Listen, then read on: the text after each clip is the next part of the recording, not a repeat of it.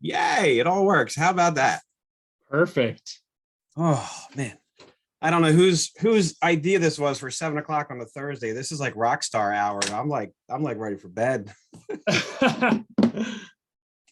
We're like right in the middle of bedtime. Kids are getting out of the showers, people are going to bed. So yeah, I mean, I know you have your hands full. Yeah, my wife's on bedtime duty. Midnight, and someone's there here at midnight. That's dedication right there. That's That's fandom. amazing. I hope you feel like you get what you're here for. I hope you're pleased. The pressure's on, Tim. Yeah. Well, that's where the Q&A comes in. Yeah, we'll give everybody like another minute or two. But Yeah. this is I'm excited. This is really super informal. And I like that it's a Zoom so that we can actually, when folks want to ask questions, we can see them and interact. So that's really cool. So once everybody gets started in the chat, feel free to introduce yourselves or to throw your questions into the chat. And then Jarrett and I will talk probably for maybe a half hour or so.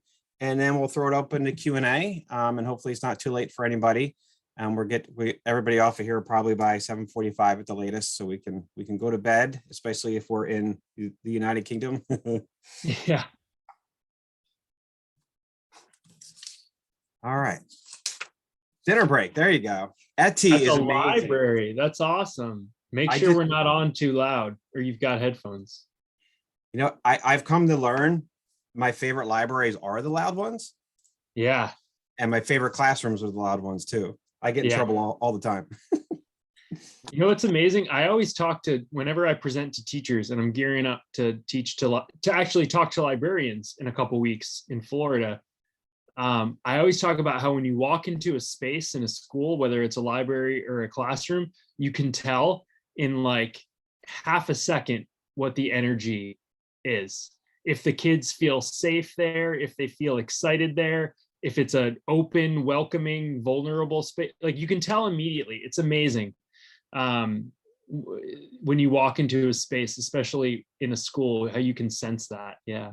Yeah, and I love that one illustration you did with like the library in the middle of the school as the heart. Yeah. Like, we need to get back to that with our library, the center of so much.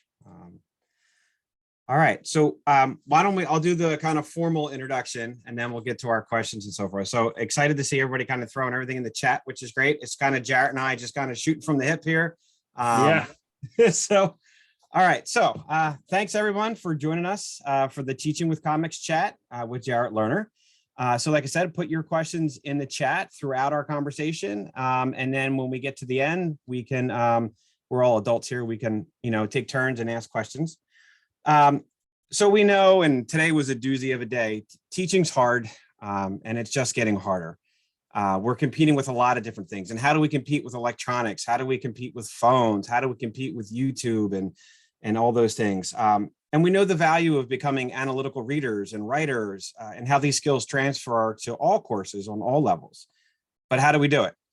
Jarrett Lerner gives us engaging materials that students want to read, including my own children. Powerfully encourages them to importantly find their own voice and discover that their personal interpretation not only has merit, but can also teach others.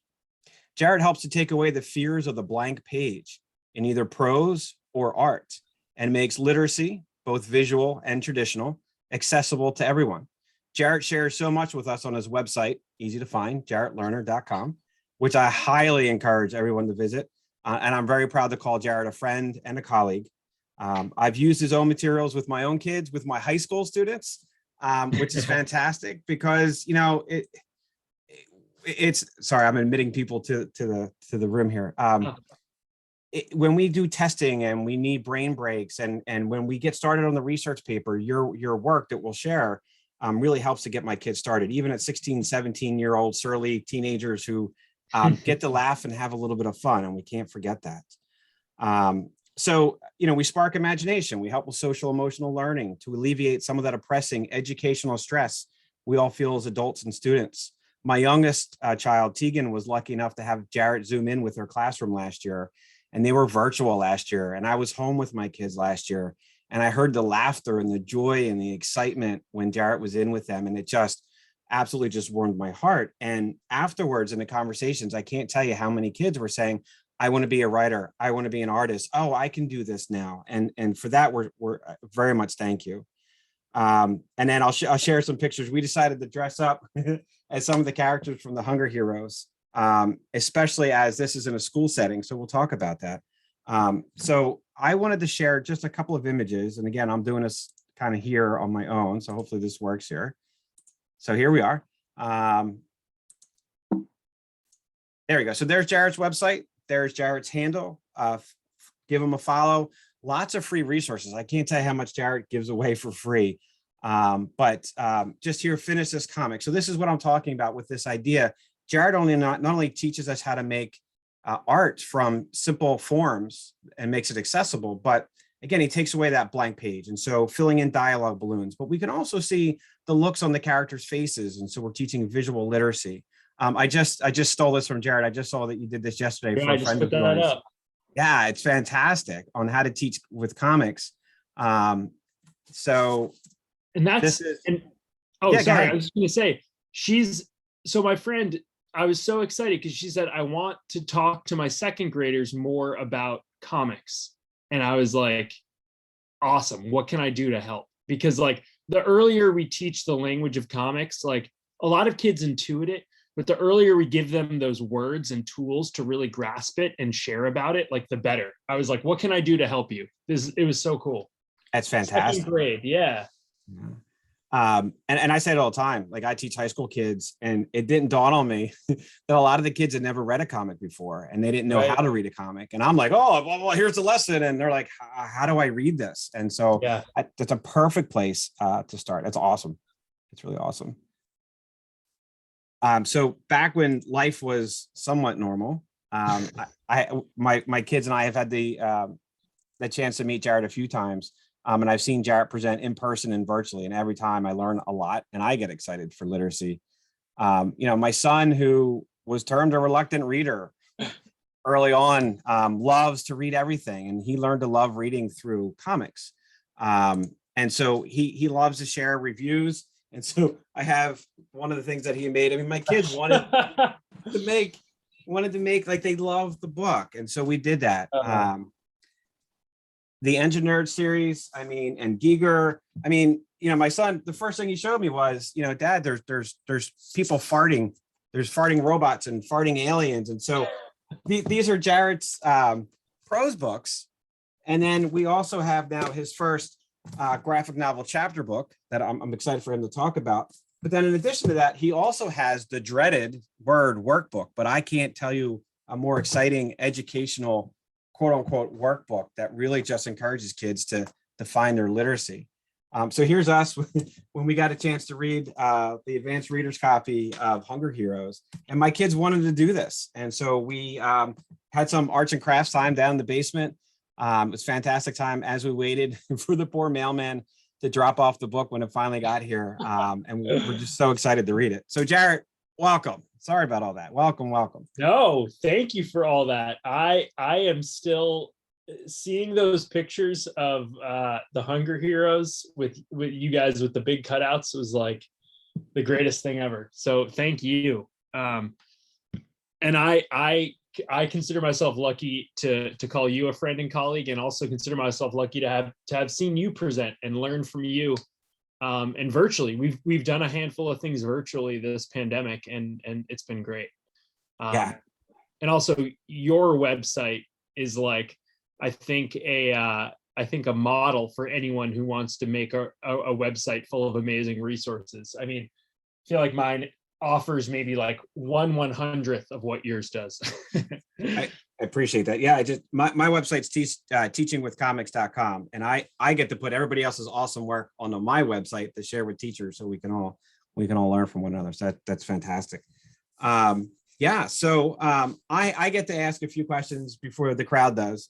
So I kind of came up with a few loose questions. Maybe Jarrett and I will get to all 4 or 5. Maybe we'll just spend the next 20 minutes talking about one. Like I said, it's really informal.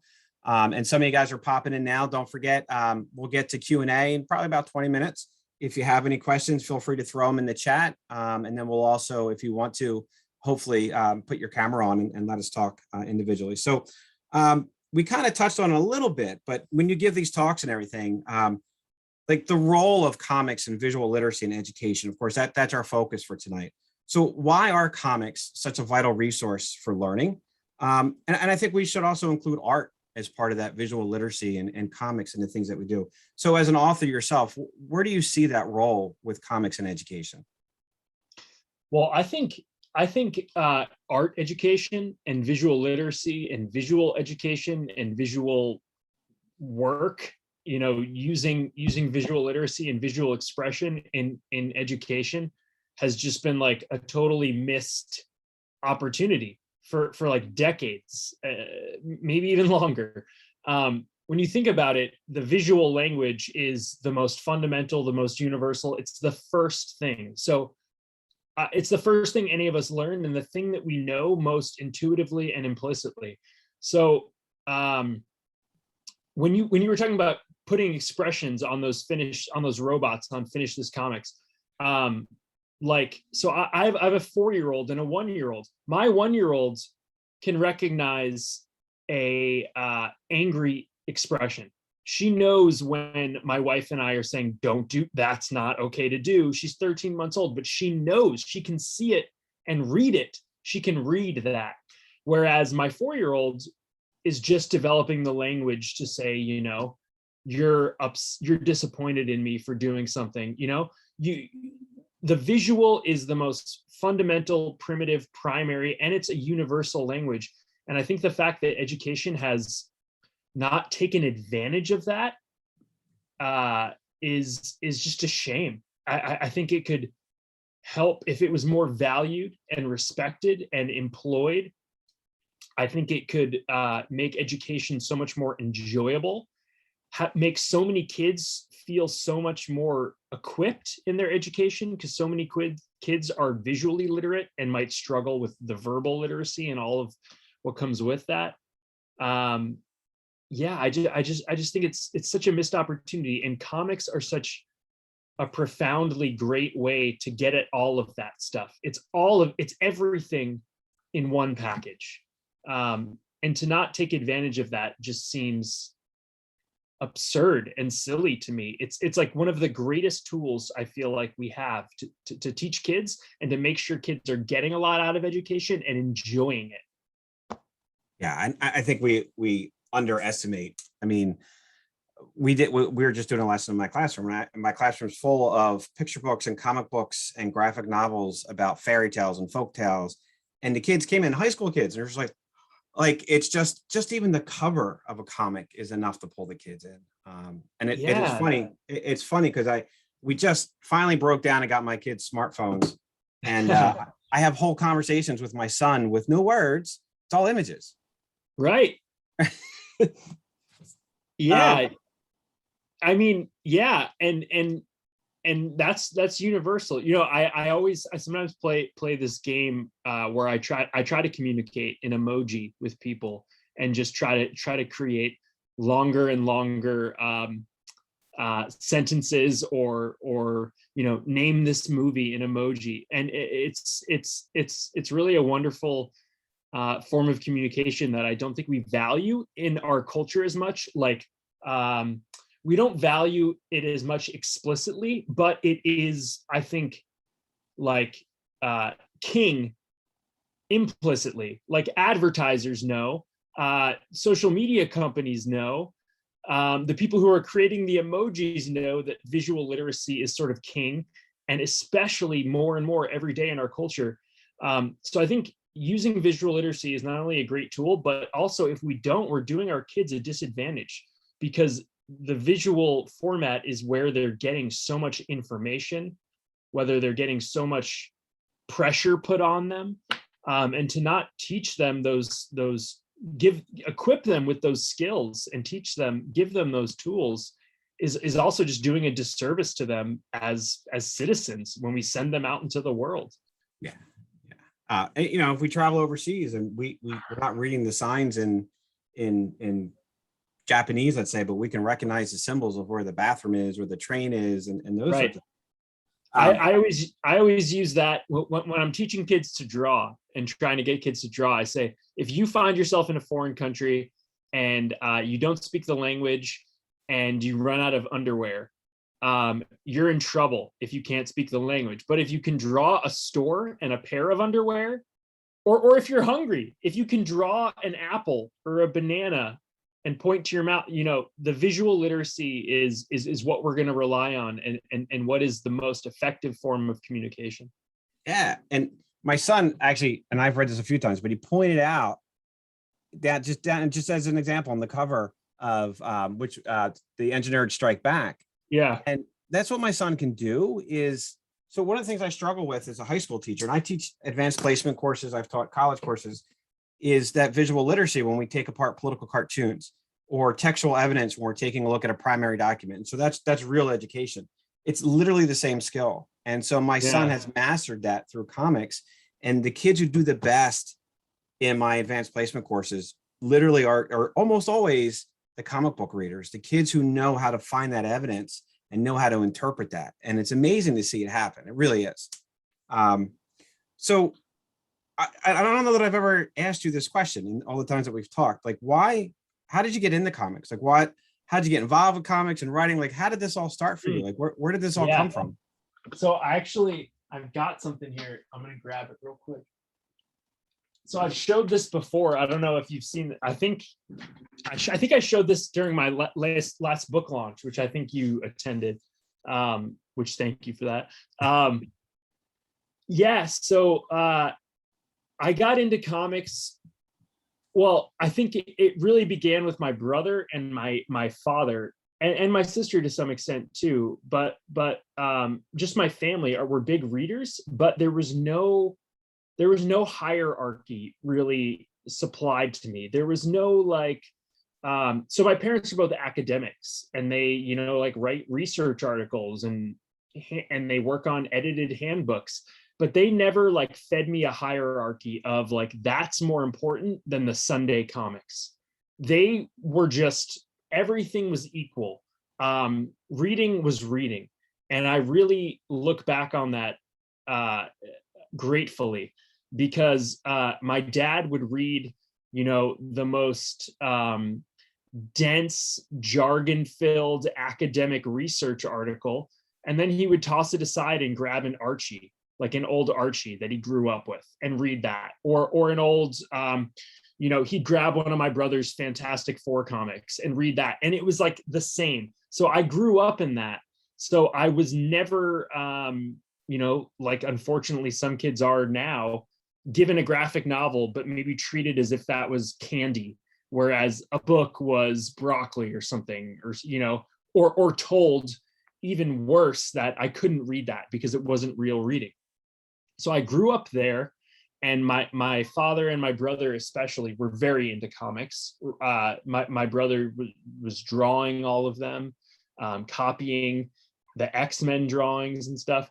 And then while he never really, I don't think, tried to write his own comics, I sort of had that bug in me. So I actually was reading comics and then starting writing them. So here's the one I shared at my book launch. This is my first ever comic that I made, which is very primitive, but it's there. It's a comic. There's panels and stuff. But I think the fact that I grew up in that environment and then I got the writing and drawing bug, it sort of fed in this loop. I wanted more because I wanted to make these better, and I wanted more ideas for these. And that's sort of where it got started.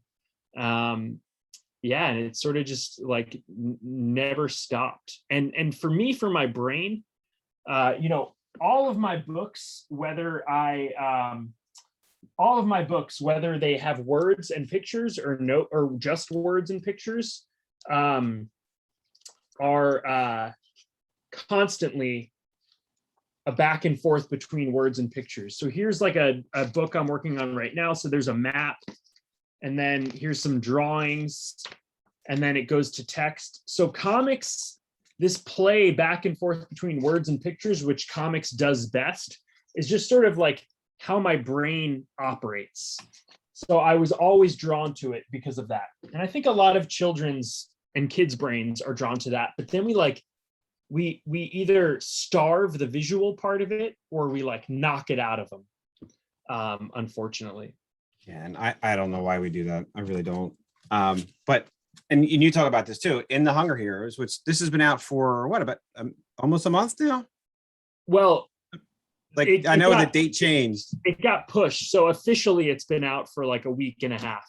Gotcha. But the books arrived a month ago.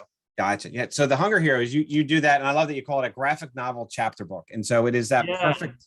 It is that perfect back and forth between the two. Well, you know what I love about that? I just noticed this. I'm going to grab one other thing. So I just noticed my publisher, Simon and Schuster, calls these graphic novel chapter books. And my editor came up with this idea for this line of books. But I just noticed graphics. So I'm a big fan of James Kachalka. And so this is his new series. The first one, I noticed when I just bought the second one the other day, there's this new, the red one is the second one. There's this new label on it called Graphics Chapters. I just know, like literally this book came out a week ago and this just popped up. And I think publishers are starting to try to, my editor did it with this. And now I think graphics is doing it with this. It's trying to sort of push back and change the terminology and say, are you looking for a chapter book for a kid? Don't pass this up, even though it's got comics in it, because this can function and do a lot of the things that your regular chapter book can.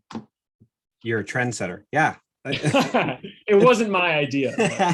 No, but that's awesome. And that's what we need to do in all different forms of literacy. And comics are never going to replace prose, and prose should never replace, like, it's not. And I think sometimes people think that, like, I don't just teach a class that's just comics, as much as I wish I could. It's just one other tool that it's not we a have. battle. It's not an either or battle. Right. So speaking of it, since we're on there, and I want to be conscious of everybody's time. So you said a line of, so I know, so this is the first, right? So what's coming next? Like, what are you working on? And I think there you go. My camera was freezing up there. So what's coming up next with you? So I've got, I just finished a second Hunger Heroes book that's coming, and there's some other books on my publisher Aladdin. It's Simon and Schuster Aladdin. They have some other books in this line. Sarah Dillard has some books called Extraordinary Warren that are really great, that are on this graphic novel chapter book line.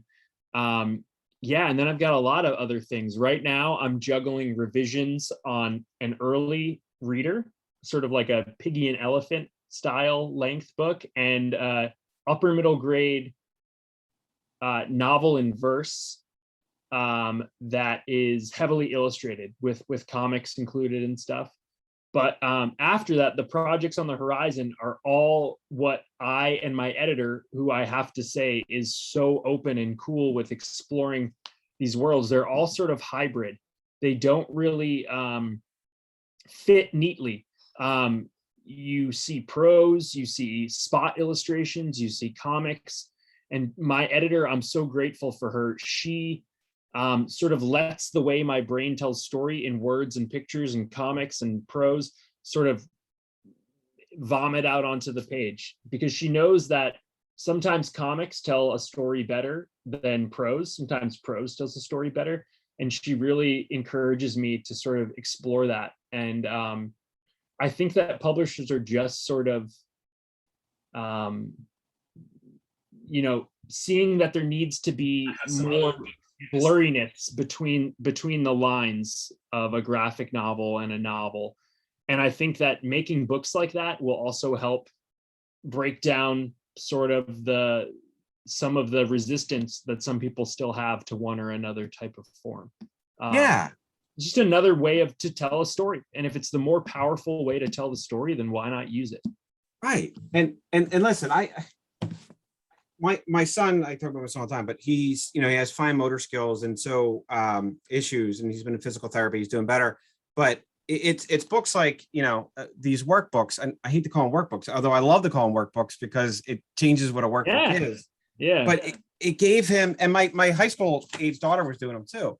And it gives them the confidence because I'm art phobic. I'm not math phobic. I'm art phobic. I still am. And I should get out of my own head because I say to my students all the time, well, my drawings suck and I can only do stick figures. And my kids love when I draw and tell stories and things. And even though it looks like my stick figures went through a nuclear holocaust, it's about the story, right? And that's okay.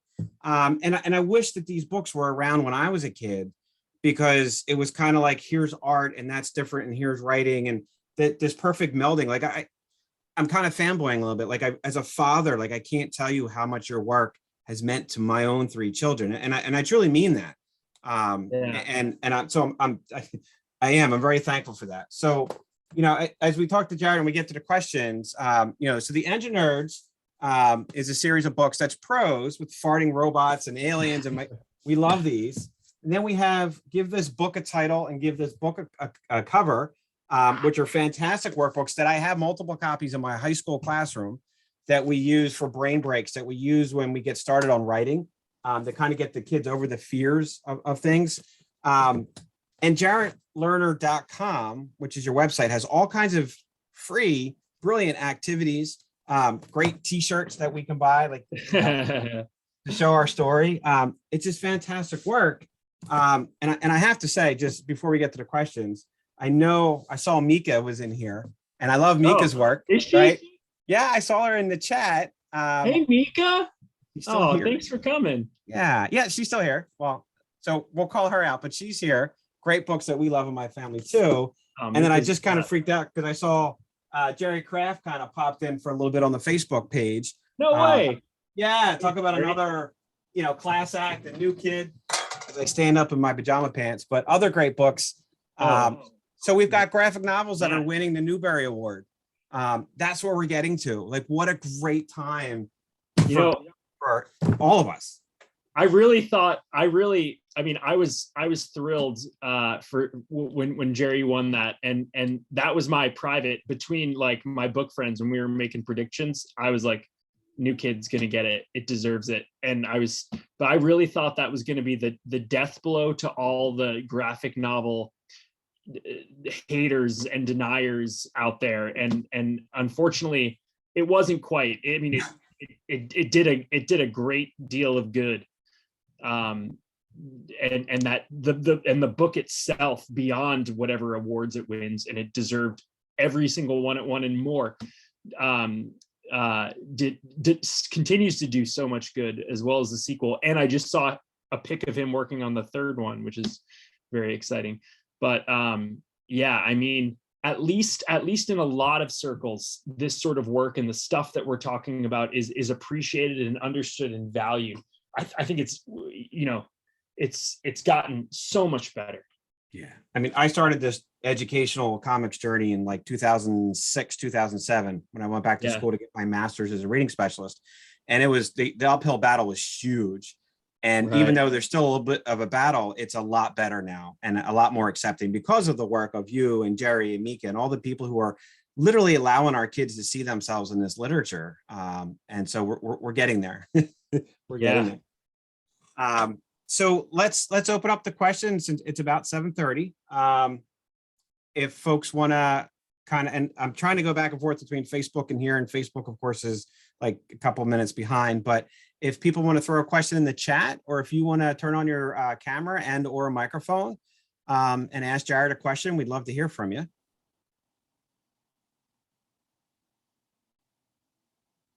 Oh, I think our friend from the UK, you're still awake. I am indeed. Lovely to meet you, Jarrett.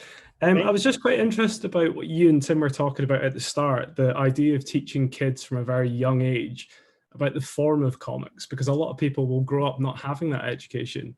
Do you find that a lot of the challenges there also lie with teaching the teachers, because many of them won't have encountered comics and then they're put in a position of having to teach a form they're not familiar with? Yeah. And I think Tim should answer this too after me.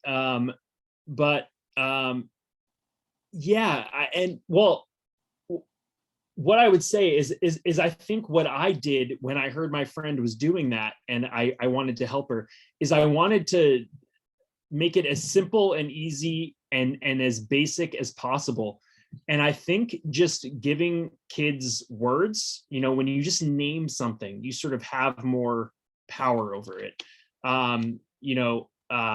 Like I remember with myself when I was a younger person, when I had an issue in my life and some wiser adult would name it for me, I felt like I could grab it and do something about it. I had control over it. So I feel like even just telling a kid, this is a panel, this is a gutter, just like in all my comic workshops, I tell kids that that has a name. The negative space in comics has a name, and it's like, boom, whoa, like what is that there for? What does it do?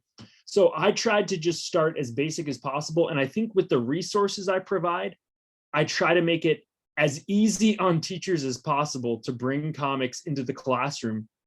But yeah, it is putting a burden on the teachers. And I wish I had a bigger answer and a bigger solution. But the way that our education system is set up, it's give teachers more work, give teachers more responsibility. And I wish that teachers would be given a day off to learn about all of this research, to understand it and to bring it back into their classroom. Another thing that I talk a lot about, I won't get into this too much, but my novel in verse that I mentioned is a lot about body image issues and eating disorders and stuff like that. And that's something that a lot of teachers have said, we need training in this too. So comics, visual literacy, we should be training teachers to do this. It should be more of a priority. And until the American education system is revolutionized, which I'm not holding my breath, unfortunately, I think I just try to do what I can from my little corner to make it as easy as possible to bring it into the classroom. But you're spot on that it falls on the teachers, and not all of them are going to have the bandwidth or the energy or the desire to put in that extra effort. Yeah, I would love to hear what Tim thinks. That's a fabulous question. You don't have to be afraid of letting the kids lead you either. Like there are kids who are experts in all this. And I just did a thing for C2E2, which is a Comic-Con in Chicago, a virtual one with Etty and some other librarians. And there was one lady on our panel who really didn't know much about comics, and yet she runs a graphic novel club. And she learned from the kids what books to read and everything else. There's a Facebook page, if anybody's on Facebook, called Comic Book Teachers, that you can join, and Jarrett's in there and Jerry Craft's in there, and we throw questions out to one another and we share resources. It's a great group of people. It's called Comic Book Teachers on Facebook. I also, and I say this all the time, going to comic book conventions and going to panels, there are some great educational resources now that are available. It's like going to, an educational conference, but you also get the cosplay. You also get, we can't underestimate that either. So there are a lot of resources, but and there's questions in here too, like Michael had asked a question, I think kind of ties into this, like, how do we say, the comics aren't just candy, and how do we teach teachers about this? And unfortunately, some of the big textbook companies have tried to get involved with this, and they put the worst comics, they just put them together and they throw them out there, and they don't understand how comics work. And so that can be an issue too. But in a short amount of time, I can throw out the Bayeux Tapestry. There's a 26-foot long comic book that people say, oh, well, that's history and that's literacy, and it's a comic book. Ancient caves and all these kinds of things. And my website's teachingwithcomics.com. I'm more than happy to help anybody. And I've been hired by more and more, this is not a plug for me, but I've been hired by more and more school districts to do in-person and virtual online learning experiences for their teachers, like 3-hour in-services on how to use comics. And I'm seeing other comic book teachers do that too. And so it's just, we're at the beginning of that movement. And it really is an exciting time though. I just wanted to say too, it's so encouraging that schools are bringing you in to do that, first of all.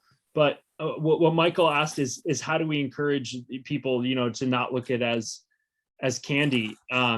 If there's data out there, and if the data is not working, I would just encourage you to challenge that person to sit down and actually give a fair shot to a graphic novel. Sit down and read Jerry Craft's New Kid, and try to come back after that and say that this has nothing to offer, that try to call that candy after really giving it a fair shot and sitting with it and seeing how enormously powerful the visual language can be at delivering these stories and these truths and these feelings. And I'm going to share my screen again, because I think your illustration from your website right here kind of speaks. You're talking about the research. So, where'd we go? Oh, let me try to share it again. Share screen, PowerPoint, share. There we go. So we have over here from current slide. All right, I'm not going to start. I'm just going to share it. There we go. So Jarrett has on his website. So I always share this, and I learned it from a group called Reading with Pictures, which is another fantastic organization. That we see there's been studies that are done, and whenever I come across them, I put them on my website, including my own, although I don't share mine because I couldn't do it, but my master's paper that I wrote is sitting in a library somewhere at Gwynedd Mercy University. I'm sure people read it all the time. But we see here, and I spout off about this all the time in my lectures and my presentations about how we know that comic books have higher level vocabulary than adult books do. Certainly more than children's books do. And a lot of that has to do with, you only have so many words that you can use.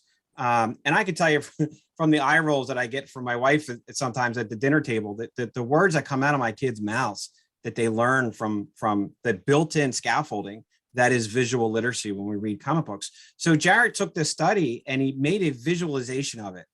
And where it might take me 10 minutes to explain all this, you get it like that. For one thing, it's engaging. Okay, it's Spider-Man. I'm in. What's going on here? But just you can see that visualization where even in the one bubble here where we have the jagged edges, like we're being drawn particularly to that. That's the highlight here. And we can see now, okay, I get it.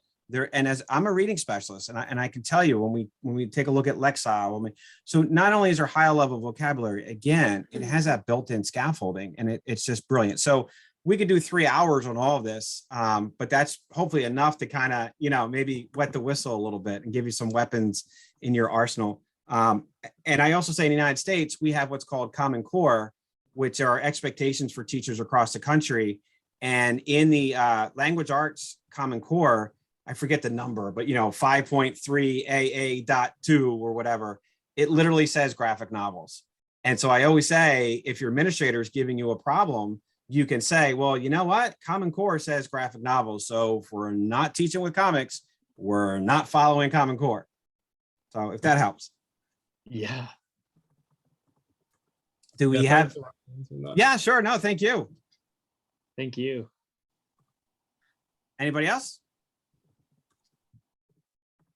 Oh, that's cool.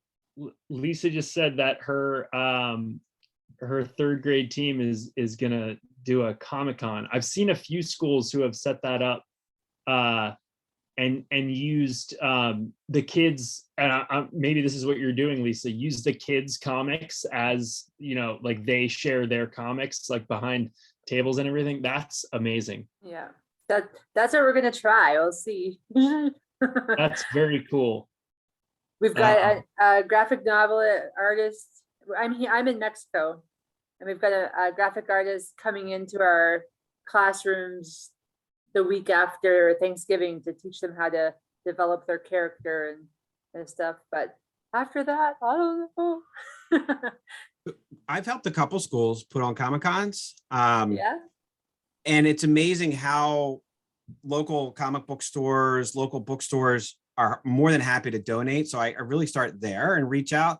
I've asked the kids, like, who do you want to come? I went to a Comic-Con in New Jersey at a high school, Phillipsburg High School, and it just blew my mind. There is sitting G. Willow Wilson, co-creator of Miss Marvel, and she lives in Washington State. And I'm a huge fan. And I said to her, I'm like, why did you come all the way out here? And she says, because they asked me.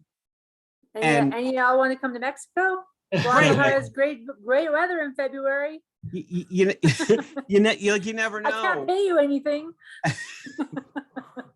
you never know, but we have the kids do, cosplay contests. We have them do, the kids love Cahoots, and we give away comic books as prizes. I let the kids run panels. Like, that's always a huge encouragement. And then we have in the gym, we put out a bunch of tables, and that's where we have the artists, and we do the donations and the book donations. And we have authors sometimes just Skype in with us, and we do panel rooms that way. We do arts and crafts, like we make lightsabers out of pool noodles. We make paper bag, like Batman puppets and things. Kids love a backdrop of, superhero images that they can take their picture. We get the kids from the tech schools or the art rooms to make cutouts with a hole, so the kids put their picture of like a super, like if you put it out to the school. The first time I did it, I'm the kind of person where I'm like, all right, this is all on me. And it took me a little while to learn. Like, as soon as I asked the kids, what do you want to do? I mean, it's brilliant. And it's such a rewarding experience. None of us have been to a Comic-Con. So we don't even know. Like, we have no idea. It's a unique experience. I'm sure it is. And with third graders, just wait how unique it can be. That's fantastic. I also think it's awesome that it gives a chance to, it creates a space where kids feel comfortable, or at least where they're encouraged to share their own creative work, which I think is so valuable. At the beginning of this, I know you weren't on it because you said you jumped on late, but I was talking about how you walk into a classroom and you can tell right away what kind of environment is in there, whether kids feel safe sharing and creating and taking risks in front of each other. And sharing a creative thing, like a comic that you made in front of your peers and pitching it to them like you might at a Comic-Con, is such a valuable experience and such a cool, like, bonding experience, I think, for kids to have.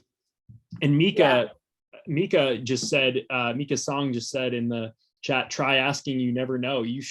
Like, I always tell people about reaching out to authors and illustrators for to come into their classroom or for a response or something. If you reach out to someone who creates children's content and ask them something and they're rude to you or react negatively, they're not someone you want interacting with the kids in your life anyway. So it's it sort of just weeds them out, and you can say, all right, yeah, never mind. Thanks. No thanks. Right. So you should always ask. You never know. Yeah. As I said, do you want to come visit us? I don't know if I can make it down to Mexico on a tight schedule, but it does. We're open to Zoom. It does. Yeah. Reach out. Let me know. Okay. Yeah, I'm really excited. My kids are in the middle of making comics right now. They're making fairy tale comics based on fairy tales from around the world. And they're making modern ones. And a lot of them made it through Pixton. So they might hand draw the cover, and then they use Pixton for the interior. And then what we do is we upload all the comics to a Google form, and then we share it out to the district, and we have people vote and comment on them. And last year we shared it out on social media, and the Secretary of Education for Pennsylvania saw it and he voted on it. Like, wow. Right. Like, make that experience authentic outside of the classroom too. So even if you can't have a Comic-Con, there's still ways for the kids to share what they're doing with the rest of the world. Yeah. Yeah. Probably my favorite thing about social media is, almost every day, I think I get tagged in one of my activities that's been completed by a kid, by an educator. And it's like just the greatest thing ever to just get fed a comic made by a kid and to be able to write back to them and respond to them is just the coolest thing. Because I would have lost my mind as a kid if I had that ability. So it brings me joy to see their work, but also to be able to give them something in return. It's pretty awesome. Yeah, that is cool. I remember Jarrett Krasowska was saying, we had read Hey Kiddo in our Project Lit, and he had talked about whatever author came in and had him draw, and he drew a cat, and all it took was what was the guy walking by and saying something like nice cat, and it clicked with them, and it was like, so I had my students draw their own cats, and I'm like, you never know who's going to see it. Yeah, and that's the power of a little boost from someone in a position of power. I use that example all the time. 2 words gave young Jarrett Krasowska the confidence to become who he is. Yeah. And I mean, thank God, because he's given us so many amazing books. I was trying to find his book. It's here somewhere. I've got it up there. But yeah, really powerful. And I was just gonna say, I think it's in the book. It's in the book, right? This is that scene. right? I don't know where it is. Here's the book. I don't know Yeah. where, but I think the scene where Ganto says "nice cat" is in there. What a great story, though. Yeah. I'm writing it down. All right. So I want to be. Someone before we go, because I know you want to leave, but or you want to be conscious of time. But what graphic novels are you reading or looking forward to? I would love to hear Tim answer this also. Oh, everybody always asks me that. My two red pile is downstairs, and like the question is always, "What's your favorite superhero?" Like that kind of thing. I'm having a really tough time with my students this year, and I think a lot of us are in terms of engagement with everything going on. And we're going to start with the March trilogy in about 3 weeks, and I can't wait. I know Annie Evans had mentioned in the chat about seeing John Lewis at Comic-Con. I met him at Comic-Con.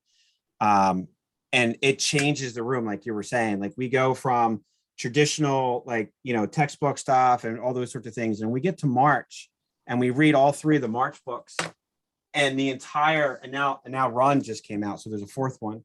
The entire demeanor of the classroom changes. And all of a sudden we're learning about, and so graphic memoirs, graphic biographies are fantastic part of the genre in the medium. It just changes the whole classroom. And I have kids to me in 11th grade say to me, they said, I've never finished a whole book before, but they can't wait to come to class. And every day 5 and 6, so we have a 6-day schedule, I have longer classes. And that's literally what we do. I put my feet up on my desk and we all read together. And we start with like a guided reading packet in the beginning. And then after that, I just hand the kids a bunch of sticky notes. And I say, you put in a sticky note where you're moved. And that's my entire direction.